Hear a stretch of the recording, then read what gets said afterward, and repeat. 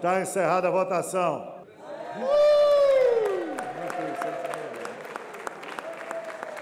323 sim, 172 não, uma abstenção. Está aprovada a PEC em segundo turno. A Câmara aprovou nesta terça-feira, em segundo turno, a chamada PEC dos precatórios. A proposta, que segue agora para o Senado, limita o valor de despesas anuais com precatórios, que são dívidas do governo reconhecidas pela Justiça, muda a forma de calcular o teto de gastos e autoriza municípios a ampliar o prazo para o parcelamento de débitos previdenciários. Na prática, as mudanças trazidas pela PEC abrem espaço de mais de 90 bilhões de reais para os gastos do governo no ano que vem. Segundo o Executivo, o objetivo é garantir recursos no orçamento para o pagamento de um auxílio de R$ 400 para 17 milhões de famílias carentes. O Auxílio Brasil é um programa muito melhor que o Bolsa Família. O programa Auxílio Brasil vai acompanhar o desempenho escolar e não a frequência na escola apenas. Há muita diferença.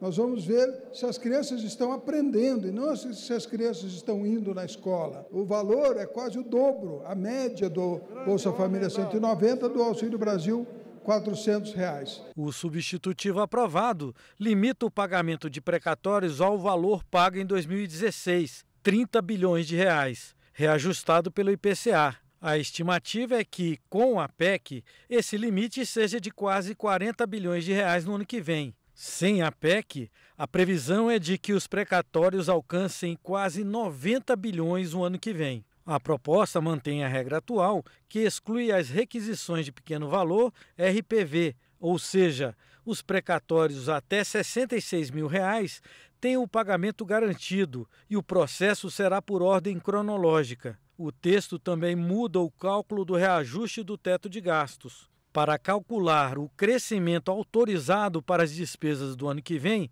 atualmente é utilizado o IPCA para o período de 12 meses, encerrado em junho deste ano. Pela nova fórmula, o IPCA aplicado seria apurado de janeiro a dezembro. Na fórmula atual, o índice acumulado é de 8,35%. No novo modelo, o aumento será bem maior, uma vez que o IPCA acumulado de janeiro a setembro já ultrapassa os 10%. O texto ainda autoriza os municípios a parcelar em 240 prestações mensais o pagamento de contribuições previdenciárias e outros débitos com vencimento até 31 de outubro de 2021. Por conta deste parcelamento, prefeitos fizeram corpo a corpo na Câmara pela aprovação da PEC. São dezenas e dezenas de prefeitos que estão hoje aqui na capital federal. Votamos o parcelamento que está incluído nessa PEC dos precatórios, o parcelamento de 60 para 240 meses, para atender e dar condições melhores aos prefeitos, principalmente dos municípios menores, que vivem exclusivamente dos repasses do FPM.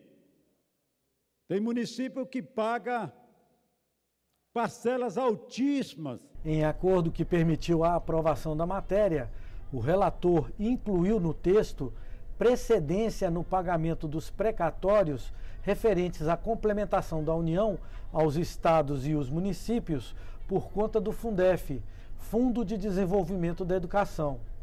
Os precatórios da educação serão pagos em 3 parcelas, uma de 40% no primeiro ano e 2 de 30% nos 2 anos seguintes. Para a oposição, este pagamento não está garantido. Estão dando o calote nos professores do Brasil. E tem mais um detalhe. Nós não sabemos se o teto que está estabelecido vai ser suficiente para honrar o tal parcelamento, porque nós não sabemos quanto se tem de precatórios, qual é o valor total de pagamentos, como é que a casa aprova um planejamento de pagamento sem nos dizer o tamanho do rombo, sem nos dizer o tamanho do compromisso a ser pago. É, no mínimo, um movimento muito torto. Para a oposição, A PEC impõe uma desvalorização no valor dos precatórios que irá beneficiar grandes grupos econômicos. Está se criando, além de tudo, um mercado de precatórios, onde pessoas ou empresas, grupos econômicos, irão comprar precatórios. É evidente que quem vai comprar precatórios vai comprar com deságio. Você não vai comprar um precatório a receber e agora não se sabe nem quando, pelo valor de face, você vai comprar com deságio. E se você pode utilizar esse precatório para a compra de ações de empresas públicas, de empresas estatais, essas figuras estarão ganhando um montão de dinheiro com essa facilidade criada. Segundo o relator, a proposta traz dispositivo para evitar o acúmulo das dívidas do governo com precatórios no futuro. Temos a previsão legal de poder fazer o encontro de contas, aquelas dívidas que estão inscritas na dívida ativa, nos débitos que estão parcelados, como aqui falei, empresas, pessoas físicas, entes federativos que estão pagando parcelamento, que aderiram ao Refis. Estamos permitindo que, quando a União colocar à venda os seus imóveis, e há o interesse da União de fazer esse enxugamento, o título de precatório também possa ser usado na compra desses imóveis. Na votação dos destaques, o dispositivo que flexibilizava a regra de ouro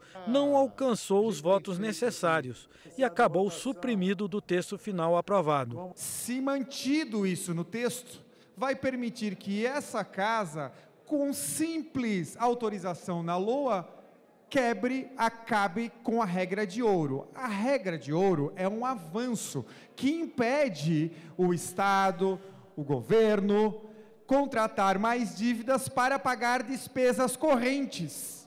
Ou seja, ele pode, inclusive, usar os recursos para comprar outra coisa, gastar como bem entender e fazer empréstimos para pagar despesa corrente.